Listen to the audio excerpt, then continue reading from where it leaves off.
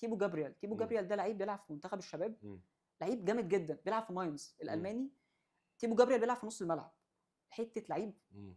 جامد جدا، جامد جدا. ده لعيب ممكن يتحط تحت الميكروسكوب. عندك لعيب زي سليم طلب.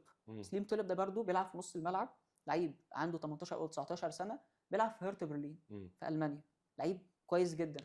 انت لو بصيت هتلاقي في كتير قوي يا في محمد. لا في في كتير اسم قوي. بقى، اسم ده بقى ابرز موهبه من اللعيبه المزدوجه الجنسيه، سوني تشارلز. سوني تشارلز بيلعب في بولتون الانجليزي. سوني تشارلز كان كابتن بيدو من فتره، اتكلم عنه. فانا اثار فضولي جدا الموضوع ده، قلت عايز ادخل اتفرج عليه. لعيب جامد جدا، واتفرجت على لقطات ملخصات ليه، كان بيلعب في وديه لمنتخب مصر للشباب مع قطر.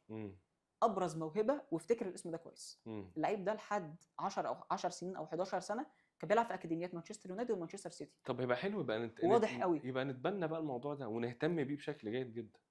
ايه اللي معطلنا بقى؟ مطلوب جدا. طب ما عندك كاس عالم داخل عليك اهو. لا انا مش بتكلم، بص اقول لك برضه عشان نكون واقعيين، لعيبه مبشره جدا ولعيبه مهمين جدا، بس طبعا مش لكاس العالم. انا بتكلم ان انت ابني بقى، ابني للي جاي بالظبط، انا ابني دول للي جاي. زي احنا دلوقتي احنا عندك بطوله افريقيا السنه الجايه، ممكن تبني عليها بشكل كبير.